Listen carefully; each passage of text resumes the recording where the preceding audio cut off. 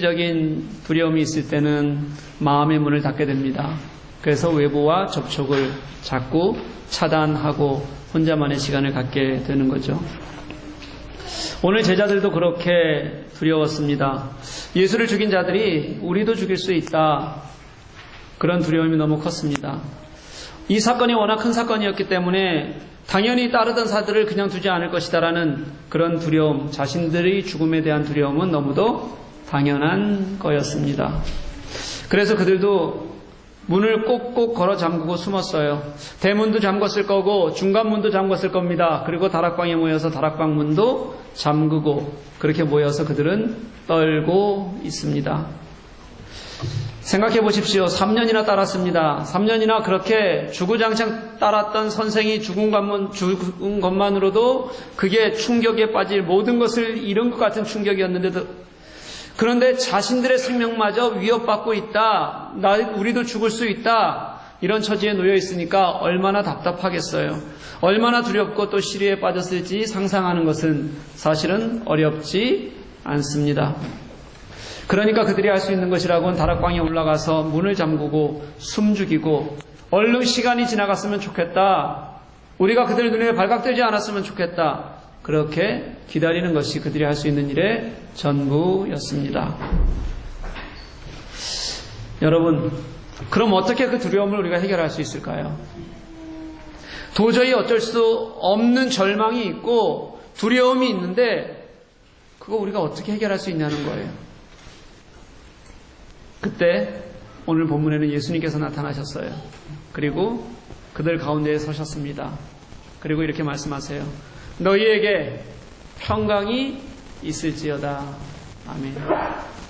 제자들의 두려움, 원래 그들이 지금 가지고 있는 두려움하고요, 예수님이 그들에게 인사로 첫 마디로 건넸던 이 평강, 이 사이에는 여러분 명확한 차이가 있어요. 그들이 두려워했던 것이 예수님의 죽음에서 시작됐다면 이 평강은요, 예수님이 다시 살아나셔서 그들에게 주실 수 있는 것, 그들이 얻을 수 있는 것이 평강이었다는 거예요. 예수님의 이 인사는요, 유대인들이 흔히 하는 인사였던 샬롬이라는 단어, 그 헬라어 단어를 바꿔놓으면 에이레네예요. 단어만으로 보면 그냥 그들에게 인사했다 이런 뜻에 가깝습니다. 그런데 여러분, 이게 예수님이 그냥 그들에게 인사한 것이 아니라는 것을 우리가 다 알아요. 어떻게 알 수 있냐면 그 다음 그냥 인사였다면 21절에 다시 한번 똑같은 인사로 너희에게 평강이 있을지어다 그렇게 말씀하시지 않으셨을 거예요. 그냥 인사하시는 것이 아니라 지금 예수님께서 그들에게, 제자들에게 하시는 말씀은 예수님의 본질이셨어요.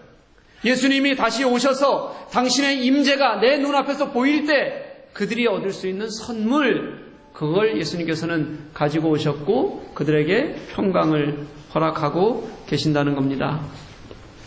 이것뿐이 아니었습니다. 원래 이미 이 앞에서 예수님께서는 분명한 약속으로 너희들에게 평강이 있을 거다, 평안에 대해서 여러 번 말씀하셨어요. 요한복음 14장 27절 말씀을 보면 이렇게 말씀하세요. 평안을 너희에게 끼치노니 곧 나의 평안을 너희에게 주노라. 내가 너희에게 주는 것은 세상이 주는 것과 같지 아니하니라. 너희는 마음에 근심하지도 말고 두려워하지도 말라. 아멘. 나의 평안을 너희에게 주노라. 이게 무슨 뜻이에요, 여러분? 그냥 예수님께서 뭘 주실 수 있다는 게 아니라 예수님께서 평안의 주체가 되셨다는 거예요. 내가 주체가 되어서 내가 가지고 있는 평안, 그 주체이신 평안을 예수님께서 우리들에게 주신다는 말씀이잖아요. 그러니까 너희들 근심할 필요가 없다는 거예요. 그러니까 너희들 두려워할 이유도 없다는 겁니다. 예수님 자신이 평강이 되어서 우리들에게 찾아오셨다고요. 그래서 오늘 평강이 있을지어다 말씀하시는 예수님은 이미 예수님께서 우리들에게 주시겠다고 약속하셨던, 내가 너희들 두려움에서도 근심에서도 내 존재 자체로 너희들에게 주겠다고 말씀하셨던 그 메시아의 사명을 성취시키시는 하나님의 약속을 성취시키시는 하나님의 은혜인 거예요.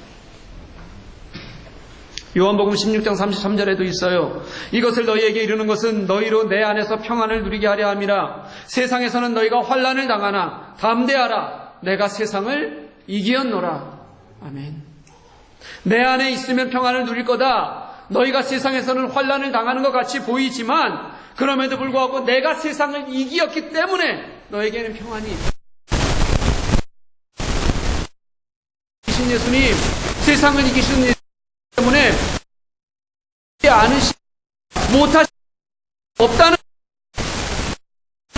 당신이 세상을 이기신 능력, 우리들에게 평안을 주시는 거예요.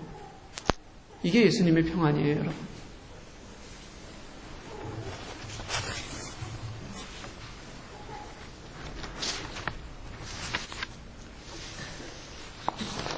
여러분 혹시 두려움 있으세요? 여러분 마음에 치유되지 않는 상처가 있으십니까? 내가 어떻게 해보고 싶은데 늘 어쩌지 못하는 세상의 메인 답답함, 여러분들 가지고 계신가요? 여러분, 혼자서 치유하고 해결할 수 있을 것으로 생각하지 마십시오. 그래서 예수님께서 우리들에게 약속해 주신 거예요. 내가 나의 평안을 너에게 줄 것이다. 내가 주는 평안은 세상이 주는 것과 다르다. 그러니 너희들은 세상에서 찾지 말고 나에게서 찾고, 그래서 근심하지 마라. 그러니까 너희들 두려워하지 마라. 나는 세상을 이기었다. 사랑하는 교회 여러분, 이 예수께서 여러분들에게 하시는 평안의 인사를 들으시는 여러분들 되시기를 간절히 소망합니다. 평강이 너희에게 있을지어다. 그 음성을 우리가 들을 때 우리는 두려움에서, 내가 매였던 것에서, 내가 깊이 침잠했던 것에서, 그때 우리는 진짜 자유해지고 진짜 위로받을 수 있는 거예요. 여러분, 제가 강해 보이시나요, 혹시? 그렇게 보여요, 혹시? 네, 고개까지 끄덕이는 건 그렇다는 반응, 절 잘 모르는 거예요, 이게.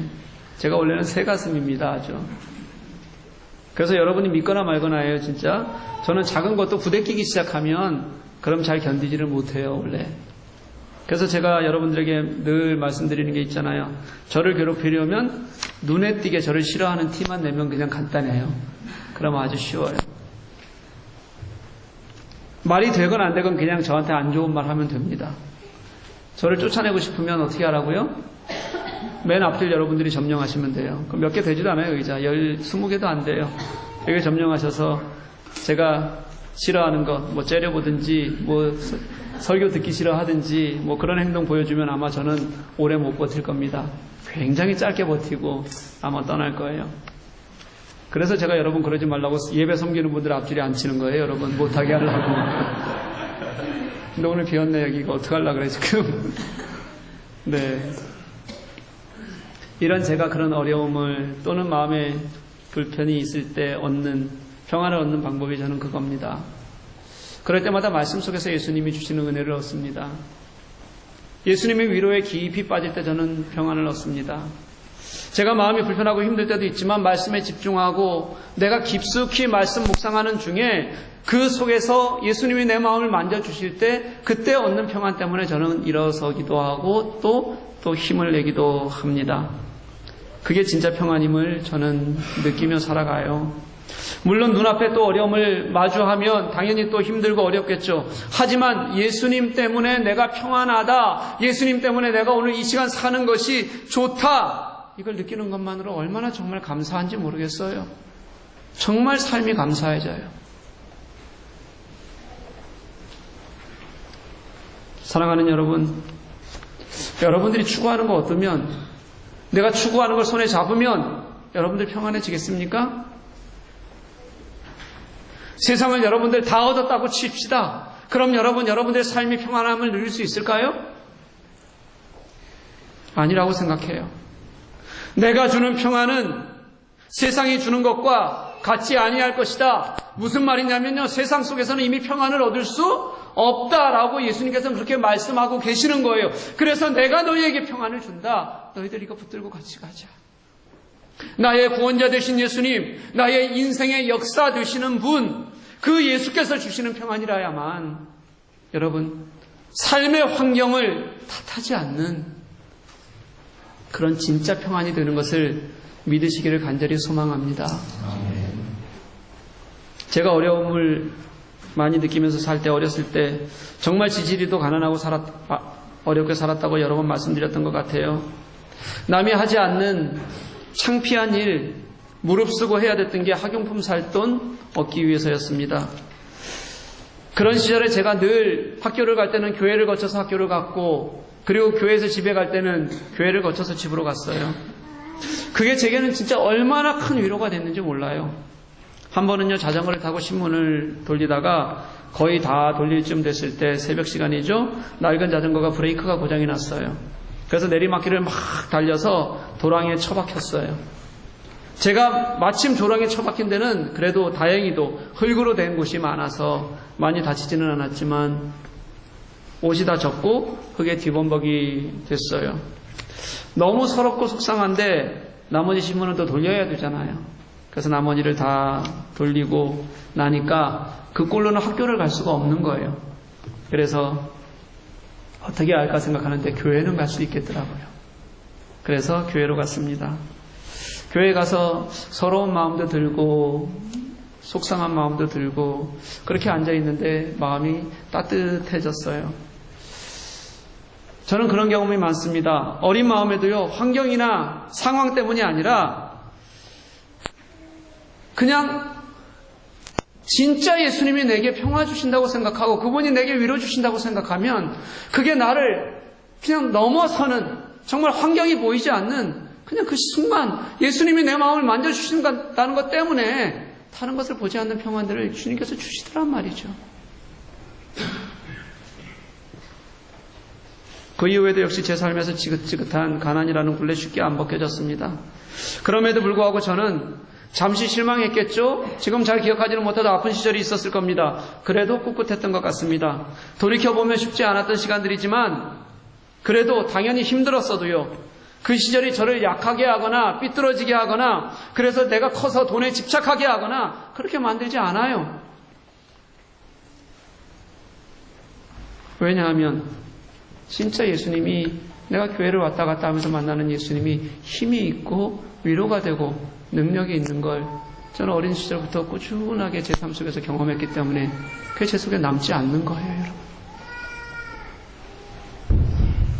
제가 그제인가 알뜰신잡이라고 혹시 알아요? 예? 알쓸이에요? 아, 그러네요. 알쓸신잡이네요. 제목이 엄청 길더라고요. 알고 보면 쓸데없는 신비한 잡학사전. 네, 잘하시네요. 그렇게 TV 볼 시간에 성경 읽으십시오. 제목 외울 시간에 말씀 암송하십시오, 여러분. 네. 저는 이걸 다 본 게 아니라 늘 기사로 접하는데, 그리고 이렇게 동영상들 이렇게 기사에 전면에 뜨는 그런 걸로 봐요. 3분짜리 클립을 봤어요. 그거 좋대요, 진짜. 어쩜 그렇게 쓸데없는 지식이 엄청 쓸모있게 느껴질까. 뭐 이런 느낌이 하여튼 있더라고요. 목포에서 이번에 하는 것 같았어요. 김대중 전 대통령 이야기를 하는데 그 양반이 엄청 고생을 많이 했더라고요. 고생 때문에, 고문 때문에 평생 다리를 절었던 건 잘 아시잖아요. 이제 그 이야기를 하면서 어떤 과학자 한 사람이 나와요. 이름은 모르겠는데 하여튼 과학자라고 본인이 그러더라고요. 그러면서 이렇게 얘기해요. 과학적으로 얘기하는데 모든 생물은 고통을 싫어한다, 이렇게 얘기하더라고요. 그러니 인간도 누구도 고통을 좋아하는 사람이 있으려고요? 없겠죠. 고통을 사는 것은 다 힘들 겁니다. 그런데 그 옆에서 이제 유시민 씨가 또 이렇게 얘기해요. 사람이 사람을 완전하게 이해할 수 있을까? 이렇게 질문하는 거예요. 없다는 거죠. 그러면서 다른 사람이 나를 완전히 이해할 수는 없다, 이걸 우리가 인정하기만 하면, 그럼 내가 나를 완전히 이해해 줄 수 없으니까 누군가가 깊이 공감해주는 사람만 만나도 위로가 되고 마음이 좋아지지 않을까, 그것만 인정해도. 그러더라고요. 제가 그 생각에 동의가 됐어요. 완전히 이해하지는 못해도 우리 서로가 공감해 줄 수는 있잖아요. 그렇죠? 우리는 그렇게 서로 공감해 주는 것만으로도 서로 위로하기도 하고 위로받기도 하고 살아갑니다. 여러분, 나만이 아니라요, 서로 좀 생각하고 위로하고 사는 것, 그래서 혼자 있는 게 아니라 같이 이렇게 많이 앉아있는 사람들이 같이 있는 사람이라는 것, 그래서 누군가는 그것 때문에, 위로 때문에 일어설 수 있다는 것. 여러분, 좀 그렇게 살았으면 좋겠어요. 교회가 그랬으면 좋겠고 성도니까 좀 그랬으면 좋겠어요. 그렇지만 여러분, 거기까지입니다. 또 아무리 안 해도 안 되는 아픔이 있거든요, 또.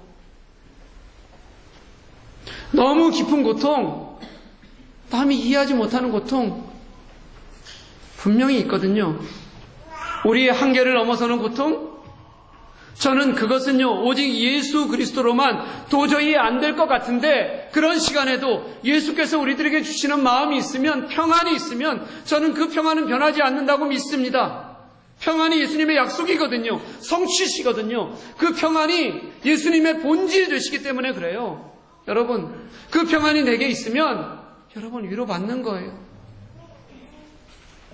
그 평안을 얻는 여러분 되시기를 간절히 소망합니다.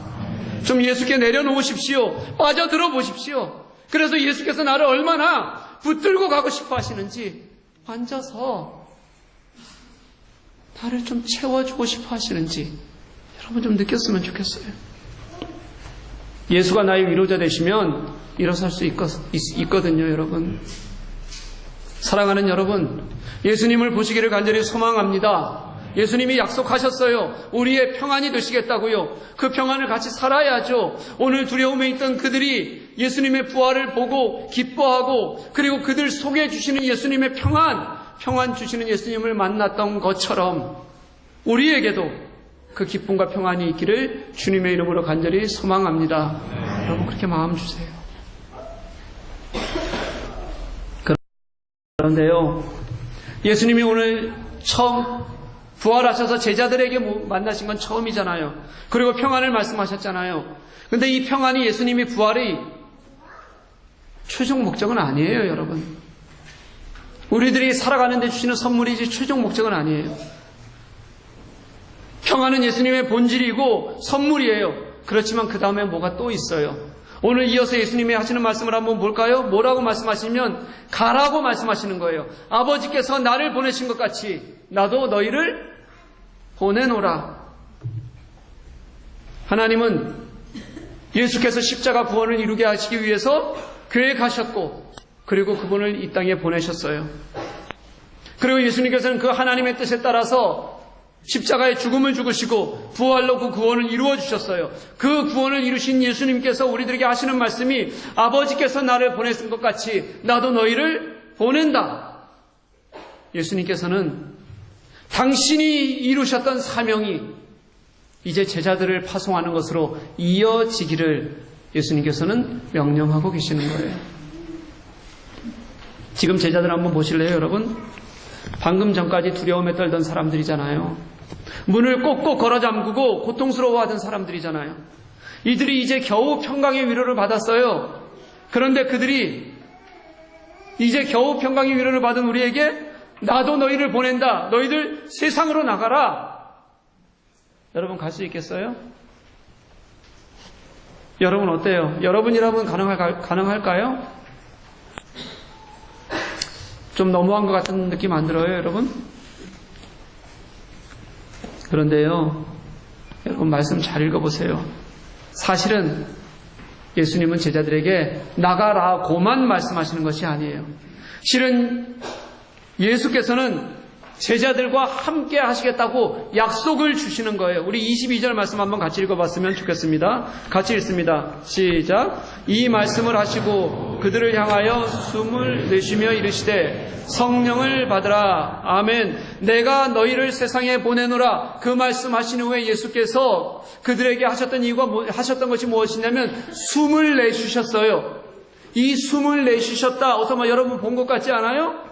창세기 2장 7절에서 하나님께서 사람을 빚으시고 그 코에 뭘 불어넣으셨다? 생기를 불어넣으셨다. 하나님께서 인간을 창조하실 때 생명을 주셨던 하나님의 영, 이게 구약에서는 루아흐라는 히브리어예요. 이게 신약으로 가면 헬라어로는 푸니우마예요. 이 단어가 사실은 동일한 단어예요. 바람, 숨, 성령. 하나님께서 천지를 창조하실 때 우리들에게 주셨던 하나님의 숨을 이제는 예수께서 다시 제자들에게 불어 넣으시는 거예요. 하나님의 창조가 우리들의 죄 때문에 당신과의 교제가 단절되었지만 그럼에도 불구하고 이제 구원을 이루신 예수님께서 재창조되셔서 하나님의 숨을 재창조하셔서 우리들에게 불어넣으시면서 하시는 말씀이 성령을 받아라. 그래서 이제는요, 예수께서 이 땅에서 우리와 함께 사셨던 그 3년간의 공생애와 마찬가지로 우리는 예수의 영으로 동일하게 예수님을 보고 느끼고 깨닫고 살아가게 됩니다. 성령은 예수님의 숨이고요. 그리고 예수님의 영이기 때문에 그래요. 아버지께서 나를 보내신 것 같이 나도 너희를 보내노라. 평안도 그렇고요. 예수께서 우리를 보내시는 것도 마찬가지예요, 여러분. 결국 너희 혼자 주겠다는 말씀 아니고요. 너희들 피 터지게 싸우라는 말씀 아니고요. 우리 속에서 예수께서 일하시겠다는 선포세요. 우리 안에 우리에게 평안을 주시고요. 우리를 보내시는 사명도 당신께서 우리 속에서 도우시겠다는 것이고요. 그것을 위해서 내가 너희와 함께 호흡하는 성령, 내가 이것을 너희들에게 준다. 하나님의 창조를 너희들에게 줄 테니 너희들 두려워하지 말아라. 그 성령 안에서 예수께서는 우리를 도우신다고 그렇게 말씀하시는 거예요. 사랑하는 여러분, 그래서 2000년 전 예수님께서 사람들과 함께 사셨듯이 성령은 비인격적인 영으로 어딘가에 계시는 것이 아니라요, 성령은 우리 속에 실제 하시는 인격적인 예수 그리스도의 임재가 되어서 우리와 함께 하시는 것을 여러분 믿으시기를 간절히 소망합니다. 그렇게 성령은 여러분 속에 사시는 거예요. 성령을 조금만 더 얘기해 봤으면 좋겠어요. 여러분 성령을 뭐라고 생각하세요? 우리가 성령에 대해서는 조금 오해하는 것이 있는 것 같습니다. 성령을 영적 경험을 위한 선물로 이해하는 사람들이 있어요. 아닙니다. 물론 성령은 우리들에게 충만한 풍성한 영적 경험을 허락하고 하게 하지만 그게 성령의 목적 아니에요, 여러분. 또 어떤 사람들은 성령을요, 우월한 영적인 단계로 나누시는 분들이 있어요. 그래서 성령을 여러 가지 은사로 나누어서 가장 밑에는 방언이 있고 맨 위에는 신유나 예언이 있다고 이렇게 구별하는 사람들이 있어요. 만약에 그게 성령이라면 저는 어떻게 합니까? 여러분들은 어떻게 해요? 그렇죠? 우리 교회 망하는 겁니다. 물론 성령께서는 은사로 일하시지만 그게 목적은 아니에요.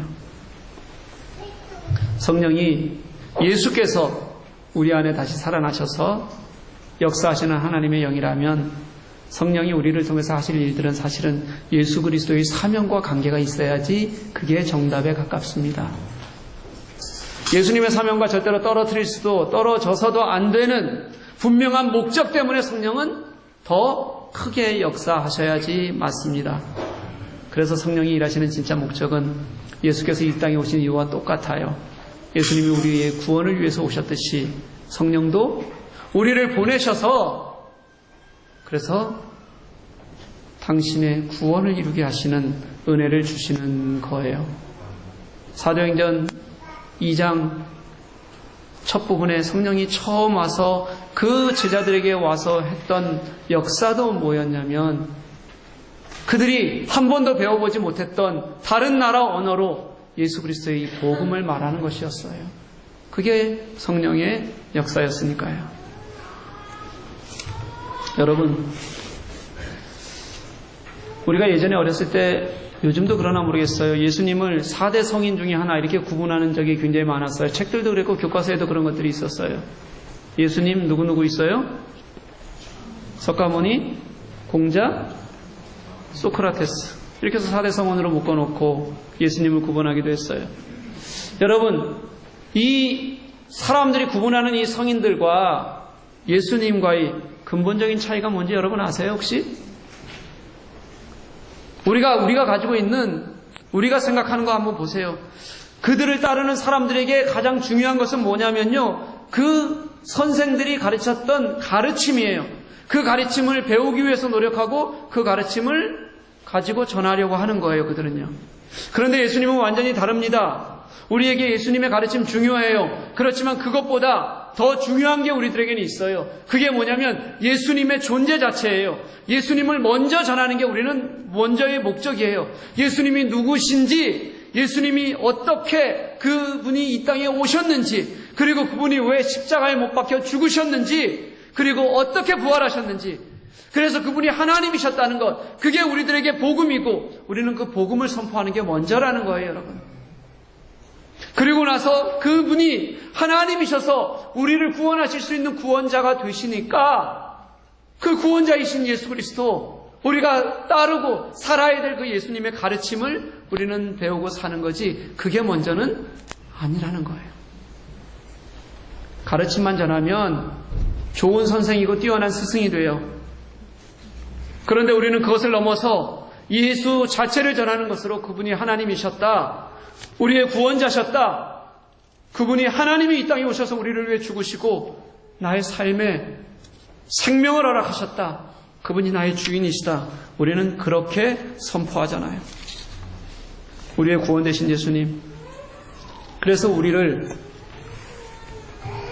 복음의 현장에 보내시면서 나의 구원 되시고 나의 주권자 되시기 때문에 우리를 홀로 두지 않고 성령을 주셔서 그 성령 안에 계시며 우리를 예수 그리스도와 함께 호흡하게 하시는 분, 그분이 바로 예수님이시라는 거예요. 사랑하는 교회 여러분, 여러분 이 땅에 홀로 있지 않습니다. 믿으십니까? 우리의 어떤 두려움도 아픔도, 때로는 내가 자꾸 딛고 일어서기 어렵게 하는 그런 고난들도, 고통스러워하는 순간에도 여러분 마음을 한번 열어보십시오. 그리고 고개를 한번 들어보십시오. 예수님께서는 이미 십자가에서 우리의 고난을 당하셨어요. 그리고 그 예수님께서 십자가에서 우리를 보고 계십니다. 그리고 우리가 당신에게 눈 맞추기를 기다리시는 거예요. 눈을 들어서 그 예수님을 보면 보일 거예요. 내가 그 예수님을 간절히 원하면 마음에 두실 거예요. 그 예수님과 함께 우리의 이 땅의 삶을 홀로 있지 않다고 살아갈 수 있기를 간절히 소망합니다. 그 부활하신 예수께서 우리들에게 주시고자 했던 첫 번째 은혜가 평강이라잖아요. 평강이 예수님의 본질이라고 하시잖아요. 그게 은혜인 것, 그 은혜를 내가 지금 같이 살아가고 있는 것, 어떤 사명이 주어져도 그 사명이 그와 함께 하기 때문에 괜찮다고 여기는 것, 이것이 우리들에게 은혜라고요, 여러분. 혼자 하는 게 아니라요. 이 어려운 세상을 우리가 어떻게 살겠습니까? 여러분, 그냥 괜찮다고 살 수 있어요, 진짜? 우리가 어떻게 세상을 이기고 우리 스스로 복음의 일을 감당하겠습니까? 그냥 안 하고 그냥 대충 살래요, 여러분? 예수께서 이렇게 숨을 불어넣어 주시고 성령을 주시겠다고 말씀하신 이후에 약 20년이 흐른 후에 바울은 고린도 교회를 향해서 똑같이 이렇게 질문해요. 내가 이 어둠 가운데서 어떻게, 누가 이런 어둠 가운데서 이런 일들을 감당할 수 있겠는가? 그리고 그는 자신의 서신 곳곳에서 스스로 또 대답합니다. 성령께서 하십니다. 성령께서 나를 도우십니다.